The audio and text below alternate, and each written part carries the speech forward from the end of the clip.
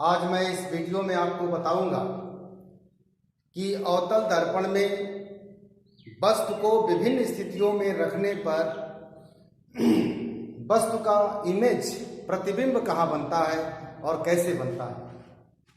उत्तल दर्पण में हमने आपको बताया था पिछले वीडियो में कि दो स्थितियां आती हैं, दोनों को हमने बताया था। लेकिन अवतल दर्पण में कई स्थितियां आती हैं और प्रतिबिंब जो है अलग अलग तरह से बनते हैं। पहला कंडीशन ये है कि वस्तु जो है अवतल दर्पण के दर्पण के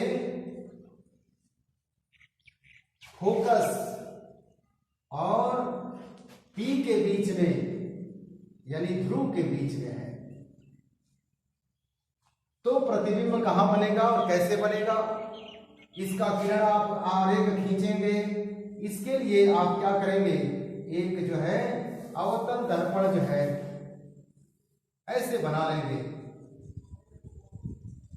इससे संबंधित बिंदुओं को आप दर्शा लेंगे। ये वक्रता केंद्र है, अंदाज से यफ इसके बीच में होगा, यफ बना लें। और ये बिंदु है P। वस्तु को हमने कहाँ रखा है, यफ और P के बीच में। तो यफ और P के बीच में रखेंगे तो यहां रहेगा वस्तु AB है। और प्रतिबिंब बनाने के लिए दो किरण आरेख आपको खींचने हैं। एक जो है मुख्य अक्ष के समांतर हर हाल में खींचना है आपको, और मुख्य अक्ष के समांतर अगर आप किरण आरेख खींचना जानते हैं, जैसे कौन सी किरण कहां से जाएगी, कैसे निकलेगी दर्पण से परावर्तन के बाद, तो आप जो है आपको कोई दिक्कत नहीं है, कोई परेशानी नहीं है। आप किरण आरेख खींच करके इमेज को दर्शा सकते हैं। तो पहला नियम जो है कि मुख्य अक्ष के समांतर किरण जाएगी और कहां से होकर के गुजरेगी, फोकस से। कहां से होकर के गुजरेगी, फोकस से। फोकस से लेके चले जाएंगे। और दूसरी किरण आरेख चूंकि वक्रता केंद्र पीछे है, इसलिए वक्रता केंद्र से दूसरी किरण आरेख इसके सीधे को मिलाती हुई दूसरी किरण आरेख आप खींचेंगे। आप देख सकते हैं कि वक्रता केंद्र से जाने वाली किरण वक्रता केंद्र से ही वापस लौटती है, यानी जिस पथ से जाएगी उसी पथ से वापस आएगी, क्योंकि ये किरण दर्पण पर लंबवत होती है। आगे देख रहे हैं कि आप ये फैलती हुई जा रही है, अर्थात ये आगे जो है अनंत में चली जाएंगी, लेकिन आपस में मिलेंगी नहीं। मिलेंगी किधर, जब इसको हम पीछे बढ़ाएंगे तब मिलेंगी। इसलिए इसको हम पीछे बढ़ाते हैं और जहां ये दोनों किरणें आपस में मिलती हैं वहीं बन जाता है वस्तु का प्रतिबिंब। आप देख सकते हैं कि वस्तु का प्रतिबिंब कहां बना है, देख करके ही बता सकते हैं कि प्रतिबिंब दर्पण के आगे है कि पीछे है। तो प्रतिबिंब दर्पण के पीछे बना है। प्रतिबिंब जो है वो दर्पण के पीछे बना है। आप पहला चीज तो यही कहेंगे, दर्पण के पीछे बना है। और क्या बना है, सीधा बना है कि उल्टा बना है, तो देख सकते हैं कि ये प्रतिबिंब कैसा बना है, सीधा बना है। और सीधा है तो आभासी कहेंगे इसको, वास्तविक प्रतिबिंब नहीं कहेंगे। आभासी बना है प्रतिबिंब। और वस्तु से बड़ा है कि छोटा है, तो वस्तु से काफी बड़ा है, वस्तु से काफी बड़ा प्रतिबिंब बना है। तो इस तरह से आप देख सकते हैं कि अगर वस्तु F और P के बीच में है तो उसका प्रतिबिंब जो है दर्पण के पीछे बना है, सीधा बना है, आभासी बना है और वस्तु से कई गुना बड़ा बना है। इसका उपयोग हम कहाँ करते हैं, इसका उपयोग जो है इस तरह के दर्पण का उपयोग हम करते हैं सेविंग मिरर के रूप में। सेविंग मिरर के रूप में इसका उपयोग करते हैं। और डॉक्टर्स मिरर के रूप में इसका उपयोग होता है। जैसे सेविंग, इसमें जब चेहरा जो है दर्पण के नजदीक रखते हैं तो आपका चेहरा पूरा मैग्नीफाइड हो जाता है, बहुत बड़ा दिखने लगता है, और उसमें जो बारीक से आप एक एक बाल को देख सकते हैं।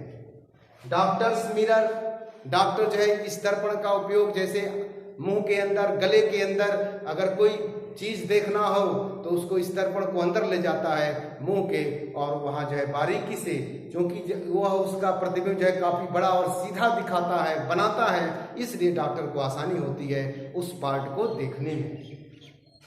अगला कंडीशन क्या आएगा कि वस्तु जो है अब यहां ना होकर के यह पर है,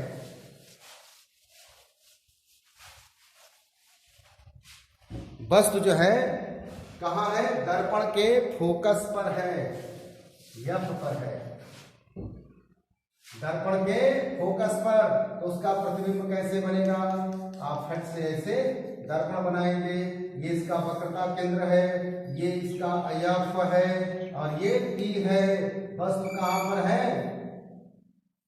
यफ पर है, कहां पर है, यफ पर है। तो आप क्या करेंगे, पहला किरण आरेख कहां से खींचेंगे, तो पहला किरण आरेख आप मुख्य अक्ष के समांतर खींच के और कहां से लेकर के जाएंगे,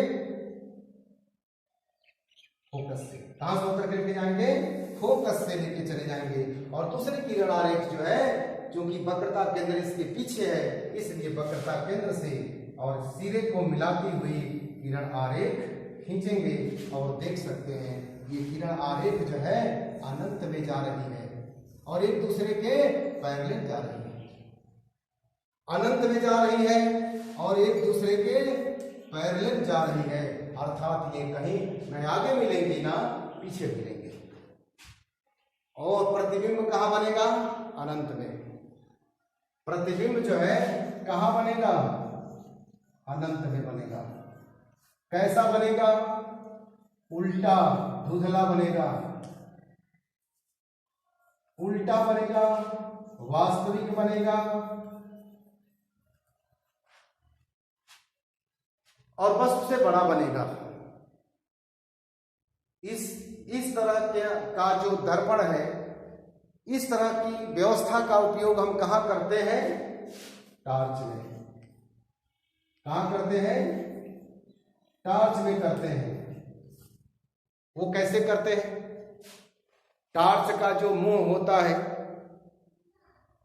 मुंह पे देखेंगे बाहर कांच, कांच के अंदर एक जो है रिफ्लेक्टेड माने परावर्तक कटोरी होती है जो अवतल दर्पण होती है, और उसी के बीच में आप देखेंगे कि टार्च का बल्ब होता है और वो बल्ब दर्पण के उस कटोरी के, उस दर्पण के, अवतल दर्पण के फोकस पर होता है।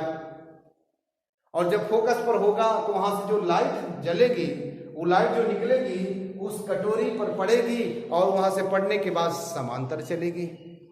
तो जो टार्च से जो प्रकाश की किरणें जो समांतर चलती हैं, इसी व्यवस्था के तहत चलती हैं। तो आप समझ सकते हैं कि टार्च से समांतर किरणपुंज कैसे निकलता है।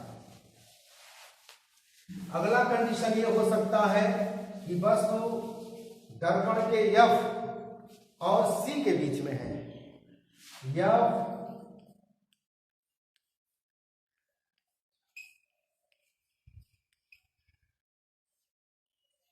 एफ और सी के बीच में है। तो आप जो है किरण आरेख बनाने के लिए एक दर्पण, एक रफ डायग्राम ही बना लें। सी और ये सी हो गया, ये एफ हो गया।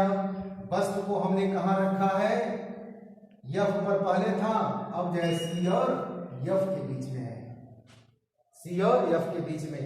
तो पहला किरण आरेख हम जो है कहां से खींचेंगे, मुख्य अक्ष के समांतर, और ये कहां से होकर के जाएगी, फोकस से। दूसरी किरण आरेख हम खींच सकते हैं दो जगह से। एक तो आप वक्रता केंद्र से आप मिलाती हुई खींच लें, नहीं तो फोकस से लेकर के जाए।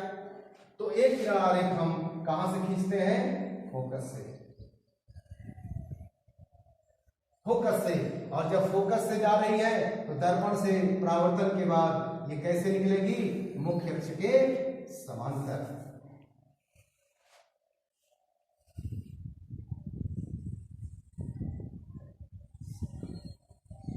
मुख्य अक्ष के समांतर निकलेगी। और जब मुख्य अक्ष के समांतर निकलेगी तो देख सकते हैं कि ये दोनों किरणें जो हैं इस बिंदु पर एक दूसरे को काट रही हैं, और जहां काटेंगी वहीं बनेगा वस्तु का प्रतिबिंब। तो तो आप देख सकते हैं कि अगर वस्तु सी और एफ के बीच में है तो उसका प्रतिबिंब कहां बना है? दर्पण की ओर बना है। कहां बना है? दर्पण के आगे, दर्पण के आगे बना है, दर्पण के आगे और सी के आगे, सी से अधिक दूरी पर, सी से अधिक दूरी पर बना है। दूसरा चीज, उल्टा बना है कि सीधा बना है? देख सकते हैं कि उल्टा बना है, और उल्टा बना है तो कौन सा प्रतिबिंब कहलाएगा? वास्तविक कहलाएगा। कौन सा प्रतिबिंब कहलाएगा?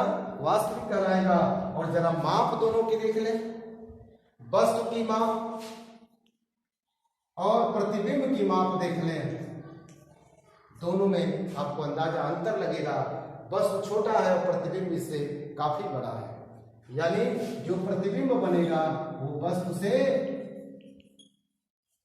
बड़ा बनेगा, वस्तु से बड़ा बनेगा। ये कंडीशन होता है कि जब वस्तु जो है कहां पर है? सी और एफ के बीच में है, तो ये कंडीशन अलाउ होता है। अगला कंडीशन क्या है कि वस्तु जो है सी और एफ के बीच में नहीं हो। अब कंडीशन आता है कि वस्तु जो है दर्पण के सी पर है, वक्रता केंद्र पर है, दर्पण के वक्रता केंद्र पर है, तो उसका प्रतिबिंब कहां बनेगा? तो वक्रता केंद्र पर है तो एक दर्पण आप बना लें,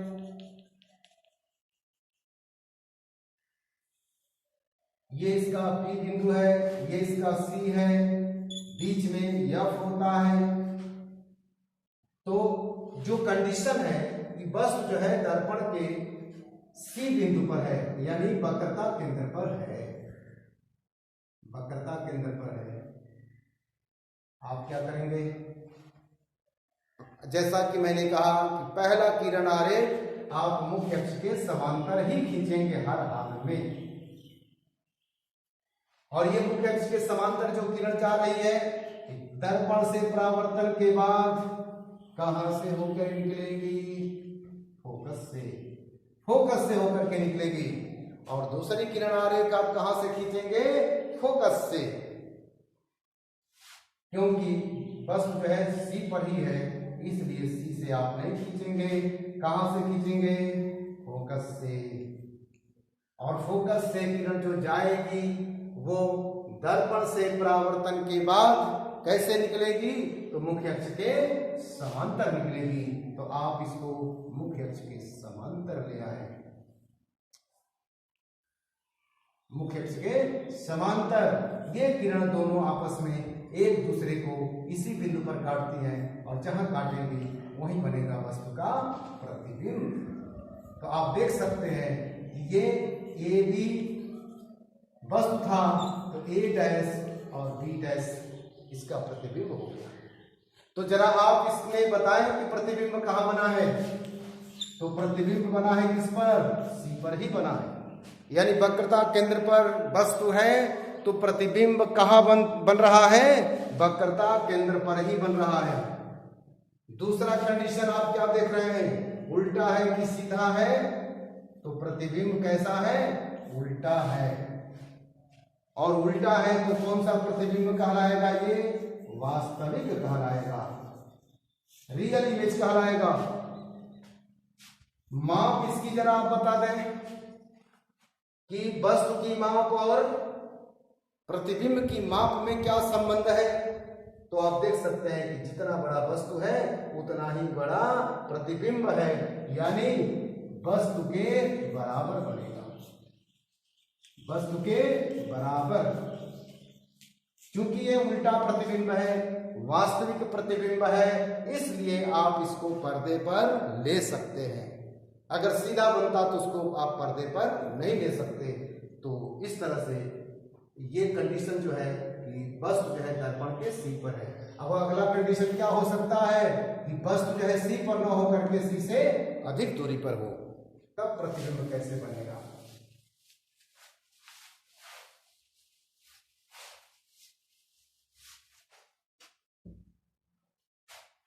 वस्तु सी और अनंत के बीच में, यानी अनंत के पहले, सी से अधिक दूरी और अनंत के पहले।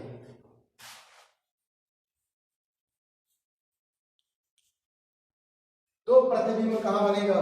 तो पहला काम आपको क्या करना है, एक अवतल दर्पण फट से बना लेना। समझने के लिए बहुत रचने की जरूरत नहीं है, फट से बना लें ऐसे।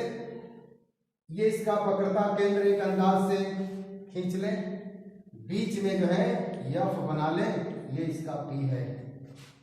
वस्तु जो है कहां पर है? सी से अधिक दूरी पर है, सी से अधिक दूरी पर। ये वस्तु हो गया ए बी। अब आप क्या करेंगे?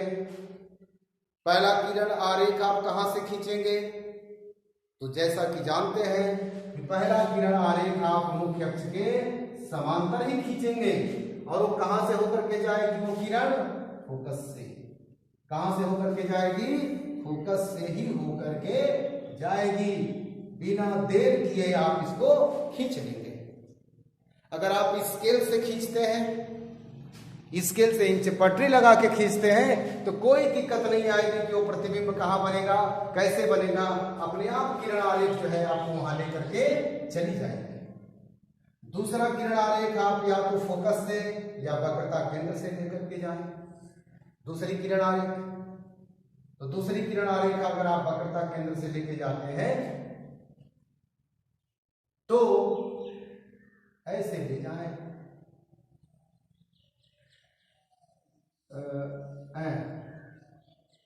और वक्रता केंद्र से गई तो लौटेगी किस रास्ते से? उसी रास्ते से लौटेगी, जिस रास्ते से गई है उसी रास्ते से लौटेगी, अर्थात इसी रास्ते से लौटेगी। तो जरा देख लें दोनों किरणें कहां काटी है? इस बिंदु पर काटी है, यानी B1 पर काटी है, और जहां काटती है वही बनता है वस्तु का प्रतिबिंब। तो ये वस्तु का प्रतिबिंब है A1 B1। अब जरा आप ये बताएं कि प्रतिबिंब का कंडीशन क्या है? वस्तु हमने कहां रखा है? C से अधिक दूरी पर रखा है, C से अधिक दूरी पर रखा है। प्रतिबिंब कहां बना है? C और F के बीच में बना है। जैसे आप एक रस्सी ले लें और किसी बांस में उसको एक फेरा ऐसे लपेट के उसके दोनों छोर को ऐसे हाथ से पकड़ लें और हाथ को वक्रता केंद्र मान लें, तो आप जैसे ही एक हाथ आगे बढ़ाएंगे तो दूसरा हाथ उतना ही पीछे जाएगा। अगर इसको आप वस्तु मानते हैं तो अगर प्रतिबिंब इधर आ रहा है तो वस्तु C से अंदर F की ओर जाएगा, और अगर इसको आप ऐसे करते हैं तो इमेज और C और F के बीच में जाएगा, तो ये वस्तु जो है C से अधिक दूरी पर जाएगा। यही दूरी मेंटेन करनी होती है। जैसे रस्सी को आप ऐसे खींचें तो C और P के बीच की जो दूरी है उसकी दुगुनी दूरी को ही मेंटेन करना है। अर्थात ये हाथ ऐसे जाएगा, इमेज इधर आ जाएगा तो वस्तु अंदर जाएगी, अब वस्तु बाहर आएगी तो इमेज अंदर जाएगा। तो जितना ये बाहर आएगी उतना ये अंदर जाएगा, और जितना ये बाहर जाएगी उतना ये अंदर जाएगा। कैसा बना है ये प्रतिबिंब? उल्टा बना है, और उल्टा है तो कौन सी प्रतिबिंब कहलाएगी? वास्तविक प्रतिबिंब कहलाएगी। तीसरा है वस्तु से बड़ा कि छोटा है, तो आप देख सकते हैं वस्तु की माप और प्रतिबिंब की माप। तो ये जो प्रतिबिंब है ये वस्तु से काफी छोटा है, यानी वस्तु से छोटा प्रतिबिंब बना है। और चूंकि ये वास्तविक प्रतिबिंब है इसलिए इसको हम पर्दे पर देख सकते हैं, ले सकते हैं पर्दे पर, स्क्रीन पर। तो ये कंडीशन हो गया कि जब वस्तु C से अधिक दूरी पर है। अगला कंडीशन क्या है? कि वस्तु अनंत पर है। वस्तु जो है कहां पर तो जब वस्तु अनंत पर होगी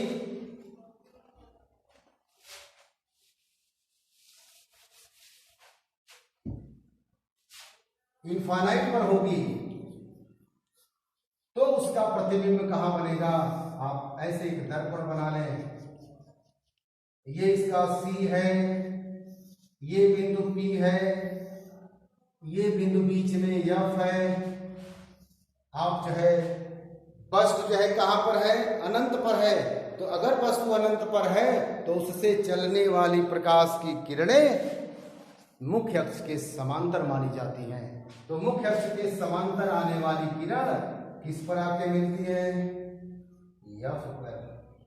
मुख्य अक्ष के समांतर आने वाली किरणें कहां से होकर के जाएंगी, फोकस से। जब फोकस से होकर के जाएंगी तो जहां मिलती है वहीं प्रतिबिंब बनाती है। तो इस तरह से यहां जो प्रतिबिंब बनेगा वो यानी अनंत पर अगर वस्तु है तो अनंत पर स्थित वस्तु का प्रतिबिंब कहां बनेगा, फोकस पर बनेगा। कहां बनेगा, फोकस पर प्रतिबिंब बनेगा, F पर बनेगा। कैसा बनेगा, बिंदुदार बनेगा, बहुत छोटा बनेगा, बिंदुदार। बिंदुदार प्रतिबिंब बनेगा, उल्टा बनेगा, उल्टा है तो वास्तविक बनेगा। तो इस तरह से यानी वस्तु से काफी छोटा बनेगा, वस्तु से काफी छोटा प्रतिबिंब बनेगा। तो इस तरह से ये जो अवतल दर्पण है, अवतल दर्पण में विभिन्न स्थितियों पर वस्तु को रखने पर प्रतिबिंब कैसे बनता है हमने आपको समझाने का प्रयास किया है। और आप प्रयास करें, इसको समझें और समझ करके इसका जितना ही आप अभ्यास करेंगे उतना ही आपको ये क्लियर हो जाएगा। अब इसके बाद जो है दर्पणों का उपयोग, जो गोलीय दर्पण है, दर्पण का उपयोग आप कैसे करते हैं। पहला चीज कि आप समतल दर्पण का उपयोग कहां करते हैं, चेहरे को देखने में। ये तो समतल दर्पण है, यानी किसी वस्तु का सीधा वस्तु के बराबर अगर प्रतिबिंब बनानी है तो समतल दर्पण का उपयोग किया जाता है। अवतल दर्पण और उत्तल दर्पण का क्या उपयोग है। अवतल दर्पण का उपयोग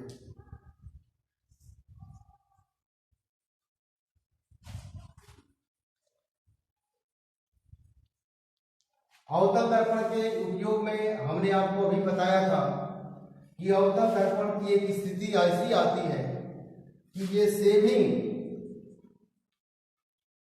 और डॉक्टर्स मिरर के रूप में काम करता है, डॉक्टर्स मिरर के रूप में। दूसरा इसका उपयोग है अवतल दर्पण का कि टॉर्च में इसका उपयोग हमने बताया था। जो सर्च लाइट है, सर्च लाइट में इसका उपयोग इस अवतल दर्पण का होता है। अगला उपयोग इसका है अवतल दर्पण का जो डिश एंटीना आपकी है,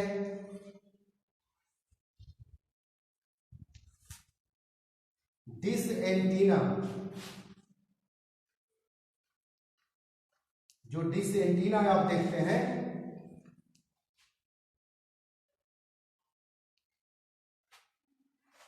डिश एंटीना को आप देखते हैं कि ऐसे होता है। इसका रिफ्लेक्टेड पार्ट अवतल दर्पण की तरह से होता है, बीच में इसका एंटीना होता है और यह जो एंटीना है डिश एंटीना के फोकस पर होता है, फोकस पर। ये इसका फोकस है, इस दर्पण का फोकस है। तो जो टीवी सिग्नल्स होते हैं, जो टीवी सिग्नल्स होते हैं, क्योंकि ये अवतल दर्पण बड़ा है तो इस पर जितने भी सिग्नल्स गिरते हैं तो वो समांतर गिरते हैं, क्योंकि अनंत पर है वो। तो अनंत पर होने के नाते वहां से जो सिग्नल्स चलेंगे, जो रेज चलेंगे, वो मुख्य अक्ष के समांतर आएंगी, और जब आएंगी तो इस समांतर किरणें जो है इस दर्पण से परावर्तन के बाद कहां पर जाएंगी? एंटीना पर। कहां पर जाएंगी? एंटीना पर जाके केंद्रित हो जाएंगी, और जब एंटीना पर केंद्रित होंगी तो इतनी सारी सिग्नल्स जो है इस एंटीना को मिल गया, और इस एंटीना से जो केबल होता है वो टेलीविजन को चला जाता है। तो यहाँ इस एंटीना में इसका उपयोग होता है। जो कॉन्वेक्स मिरर है, उत्तल दर्पण,